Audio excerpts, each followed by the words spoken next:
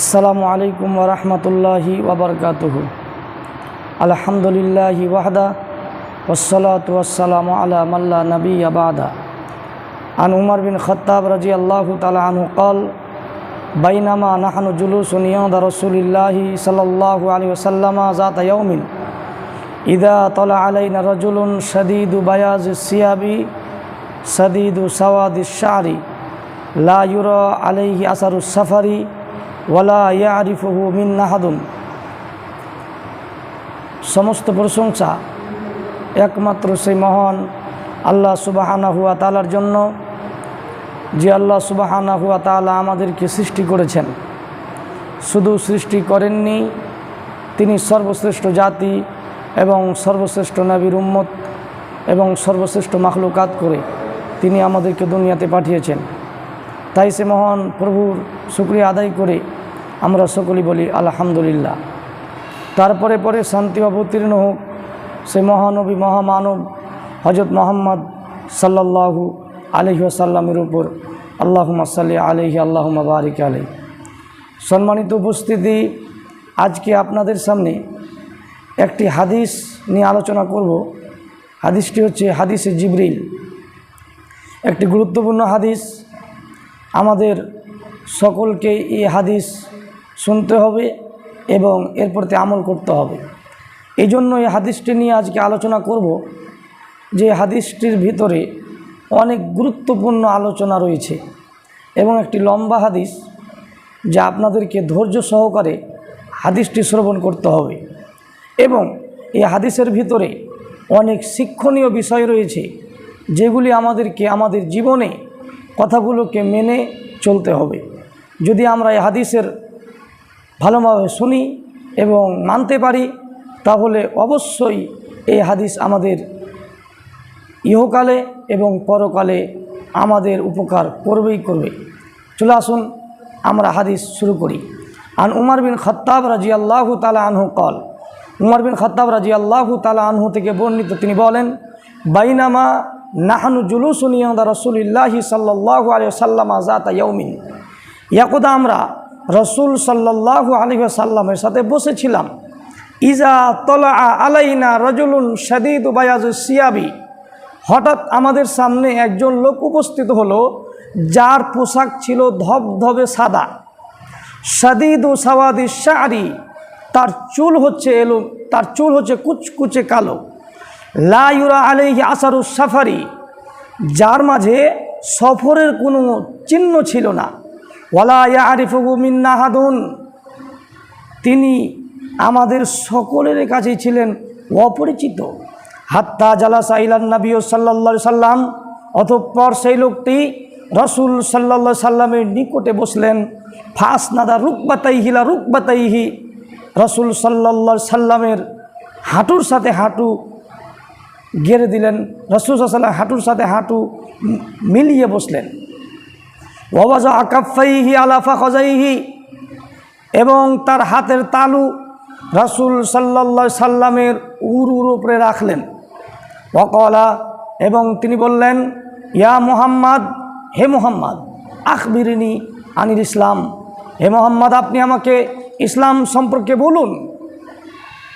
কালা, রাসূল সাল্লাল্লাহু আলাইহি ওয়াসাল্লাম বললেন, আল ইসলামু, ইসলাম হচ্ছে আন শাহাদাতি আল্লাহ ইলাহা ইল্লাল্লাহ ওয়া আন্না মুহাম্মাদুর রাসূলুল্লাহ, তুমি সাক্ষ্য দিবে যে আল্লাহ ব্যতীত কোনো মাবুদ নেই, এবং তুমি সাক্ষ্য দিবে যে মুহাম্মদ সাল্লাল্লাহু আলাইহি সাল্লাম আল্লাহর রাসূল। তারপর তুমি ওয়াতুকিমাস সালাহ, সালাত কায়েম করবে, ওয়াতুতিয়াজ যাকাত, এবং যাকাত প্রদান করবে, ওয়াতুসুমু রমাজানা, এবং রমজান মাসে সিয়াম পালন করবে, ওয়াতুহাজ্জাল বাইতা মান ইসতাতা ইলাইহি সাবিলা, এবং সমর্থ থাকলে আল্লাহর রাস্তায় হজ সম্পাদন করবে। যখনই এই কথা বলেছে আল্লাহর নবী, তখনই সে লোকটি বলছে, ক্বালা সাদাক্তা, আপনি সত্য বলেছেন। ফাআজিবনা লাহু, সাহাবীরা বলেন, আমরা আশ্চর্য হয়ে গেলাম। ফাআজিবনা লাহু, আমরা আশ্চর্য হয়ে গেলাম। ইয়াসআলুহু ওয়া ইয়াসাদ্দাকু, আর তিনি প্রশ্ন করছেন, আবার তিনি বলছেন আপনি সত্য বলেছেন। অবাক কথা, আপনার কাছে একজন ব্যক্তি কোনো জিনিস জিজ্ঞাসা করছে, আর আপনার উত্তর দেওয়ার পরে সেই যদি বলে যে হ্যাঁ তুমি ঠিকই বলেছো, তাহলে রাগ উঠবে কি উঠবে না? যে তোমার যে জানাই ছিল তুমি জিজ্ঞাসা করলে কেন? তো সেই ব্যক্তি কেমন যে রাসূল সাল্লাল্লাহু আলাইহি ওয়াসাল্লামকে সে ব্যক্তি প্রশ্ন করছেন আর রাসূল সাল্লাল্লাহু আলাইহি ওয়াসাল্লাম উত্তর দিচ্ছেন, তারপরে সে বলছেন যে কলা সাদাক্তা, আপনি সত্য বলেছেন। সাহাবীরা অবাক হয়ে গেছে, হ্যাঁ বলে কি, যেই প্রশ্ন করছে আর সে আবার বলছে যে আপনি সত্য বলেছেন। তারপরে সেই লোকটি আবার বলছেন কলা ফাখবিরনি আনিল ঈমান, হে মুহাম্মদ সাল্লাল্লাহু আলাইহি ওয়াসাল্লাম আপনি আমাকে ঈমান সম্পর্কে বলুন। তিনি বললেন আনতুমিনা বিল্লাহ, তুমি আল্লাহর প্রতি ঈমান রাখবে, ওয়া মালাইকাতিহি এবং ফেরেশতাদের প্রতি, ওয়া কিতাবিহি এবং কিতাবসমূহের প্রতি, ওয়া রাসূলিহি রসুলদের প্রতি, ওয়াল ইয়াউমিল আখিরি কিয়ামত দিবসের প্রতি, ওয়া তুমিনা বিল কদরি ওয়া খাইরিহি ওয়া শাররিহি এবং তুমি ঈমান রাখবে তাকদীরের ভালো মন্দর প্রতি। তাকদীরে তোমার কি রয়েছে, ভালো না মন্দ, এটা বিশ্বাস রাখতে হবে, তাহলে তুমি ঈমানদার হবে। যখন এই কথা আলোচনা বলেছেন তখন ছেলেটি বলছেন কলা সাদাক্তা, আপনি সত্য বলেছেন। কলা ফাখবিরনি আনিল ইহসান, লোকটি আবার প্রশ্ন করলেন ইহসান কাকে বলে? তখন রাসূল সাল্লাল্লাহু আলাইহি ওয়াসাল্লাম বললেন আন তা'বুদাল্লাহা কাআন্নাকা তারাহু, তুমি এমনভাবে ইবাদত করবে যাতে মনে হয় যে তুমি আল্লাহকে দেখতে পাচ্ছ। ফাইল্লাম তাকুন তারাহু ফাইন্নাহু ইয়ারাকা, যদি এটা মনে না হয়, তুমি যে তাকে দেখতে না পাও, তাহলে এটা মনে করো যে সে তোমাকে দেখছে।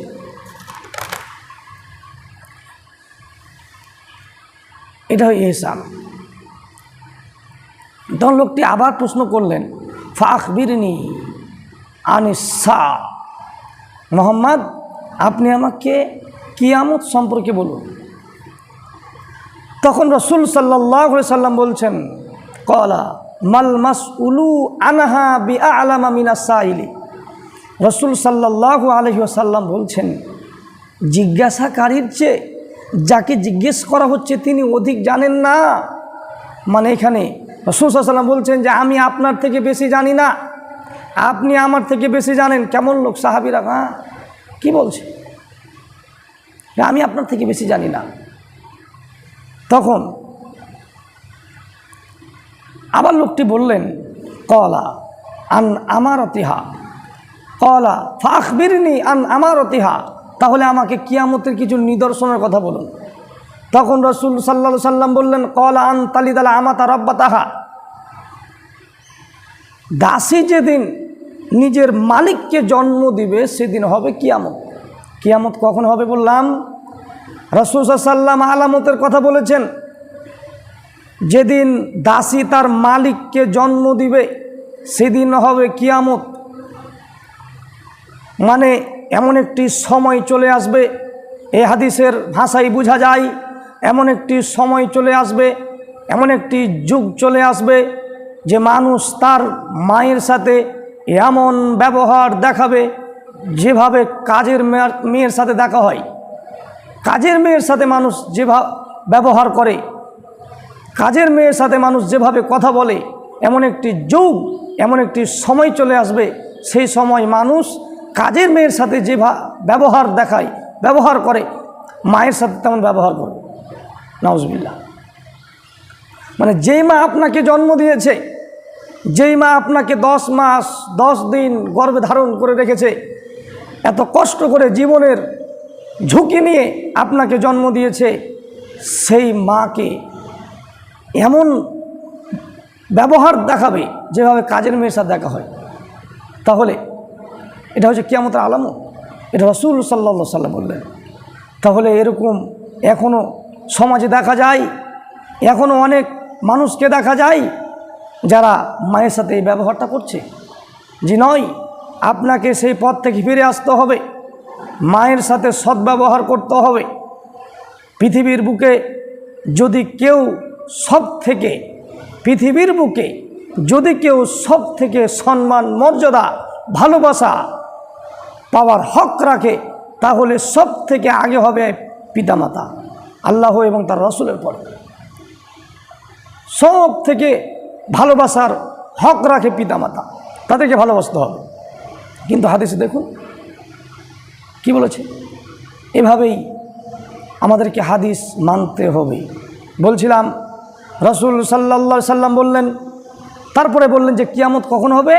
ওয়ান তারাল হুফাতাল উরাতাল আলাতা রিয়াশাইয়াতাতা ওয়ালুনা ফিল বুনিয়ান। রাসূল সাল্লাল্লাহু আলাইহি সাল্লাম বলছেন যে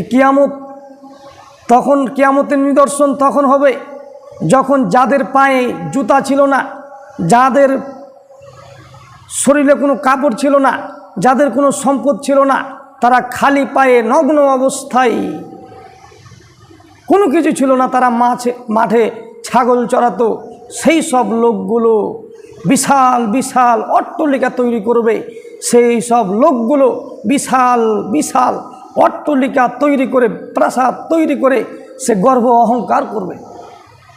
অত হাদিস থেকে বোঝা যায় যে এমন একটি যুগ আসবে, এমন একটি সময় আসবে, যেই সময় মানুষের টাকা পয়সা এত বেশি হবে, মানে এই সময় মানুষের যাদের জুতা নেই, যাদের শরীরে কাপড় নেই, যাদের সম্পদ নেই, সেই সব লোকেরা বিশাল বিশাল অট্টালিকা তৈরি করবে। আর এটা হবেই, এটা যতদিন পর্যন্ত না ঘটছে ততদিন পর্যন্ত কিয়ামত হবে না। তাহলে বোঝা যাচ্ছে যে কিয়ামত আসার পূর্বে এমন একটি যুগ সময় চলে আসবে, সেই সময় মানুষের টাকা বেশি হবে। দিন যত যাবে মানুষের টাকা তত বেশি হবে, দিন যত যাবে মানুষের অর্থ সম্পদ তত বেশি হবে, দিন যত যাবে মানুষের টাকা পয়সা তত বেশি হবে, অর্থ সম্পদ তত বেশি হবে। এই জন্য রাসূল সাল্লাল্লাহু আলাইহি ওয়াসাল্লাম ওই হাদিসের মধ্যে বলেছেন যে পৃথিবীর মানুষ তোমরা কি করো, তোমরা দ্রুত দান করো, তোমরা সেই দিন আসার পূর্বে দান করো যেই দিন দান নিয়ে নিয়ে তোমরা রাস্তায় ঘুরবে, কিন্তু দান নেওয়ার মতো পৃথিবীতে কোনো মানুষ থাকবে না। সেই দিন মানুষ দান কাকে দিবে লোক খুঁজে পাবে না। তাহলে দিন যত যাবে তত মানুষের টাকা বেশি হবে, তত অর্থ সম্পদ বেশি হবে। এই জন্য এই দুনিয়াকে বাদ দিয়ে, এই দুনিয়ার চিন্তা ভাবনা বাদ দিয়ে পরকালকে বলে আমাদেরকে কী করতে হবে, ভাবতে হবে। দেখুন আজকে মানুষ ইনকামের পথে পড়ে আছে, মানুষ সকলেই ইনকাম করতে চায়, সকলেই টাকা উপার্জন করতে চায়। সে কোন পথে উপার্জন করবে, হালাল পথে না হারাম পথে, এটা সে বিবেচনা করে না। সে উপার্জন করতে পারলেই হলো, সে উপার্জন করতেই পারলেই হলো, এই পথেই সবাই পড়ে আছে। কিন্তু আপনি উপার্জন করলেও আপনি বড়লোক হবেন, না করলেও বড়লোক হবেন, এই হাদিসের মধ্যে বোঝা যায়। মানে আপনি কাজ করলেও আপনি বড়লোক হবেন, না করলেও বড়লোক হবেন, এই হাদিসের ভিতরে।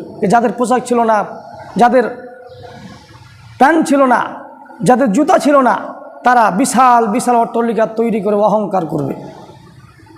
তারপরে রাসূল সাল্লাল্লাহু আলাইহি ওয়াসাল্লাম বললেন ক্বালা সুম্মা ইনতালাকা, তারপর লোকটি চলে গেলেন, লোকটি চলে গেলেন। ফালাবিসনা মালিয়ান, সাহাবী বলেন যে আমি কিছুক্ষণ বসেছিলাম, কিছুক্ষণ অপেক্ষা করলাম। সুম্মা ক্বালা, তারপর রাসূল সাল্লাল্লাহু আলাইহি ওয়াসাল্লাম আমাকে বললেন ইয়া উমার, হে উমার, আতাদরি মানি সাইলু, উমার তুমি কি বলতে পারো প্রশ্নকারী ব্যক্তি কে ছিল? উমার তুমি কি জানো প্রশ্নকারী ব্যক্তি কে ছিল? তখন উমর রাদিয়াল্লাহু আনহু বললেন কুলতু ওয়াল্লাহু ওয়া রাসূলুহু আলাম, আল্লাহ এবং তার রাসূল ভালো জানেন, আল্লাহ এবং তার রাসূল ভালো জানেন। তখন রাসূল সাল্লাল্লাহু আলাইহি ওয়াসাল্লাম ক্বালা ফাইন্নাহু জিবরিল, তিনি ছিলেন জিবরিল। আতাকুম ইউআল্লিমুকুম দীনাকুম, তিনি তোমাদেরকে দিন শিক্ষা দিতে এসেছিলেন। দেখছেন একজন মানুষ যার পোশাক ছিল ধবধবে সাদা, তার মাঝে সফরের কোনো চিহ্ন ছিল না, এবং সাহাবীদের কাছে তিনি ছিলেন অপরিচিত। হঠাৎ একজন লোক এসে আল্লাহ নবীর কাছে বসে গেল, আর এসে বসে একদম পায়ের সাথে পা মিলিয়ে দিয়েছে, আর তার হাতের তালু রাসূল সাল্লাল্লাহু আলাইহি ওয়াসাল্লামের উরুর উপরে রেখে দিয়েছে, আর প্রশ্ন করছে। তো এ হচ্ছে জিবরিল হাদিস। তো যাই হোক, এই হাদিসের ভিতরে অনেক শিক্ষণীয় বিষয় রয়েছে। আর খাস করে এই যে দুটি কথা বললাম, যে মায়ের সাথে মানুষ এমন খারাপ ব্যবহার দেখাবে যেভাবে কাজের মেয়ের সাথে দেখা হয়, এই মা বাপকে শ্রদ্ধা করতে হবে, ভালোবাসতে হবে। আর দুনিয়াতে হালাল পথে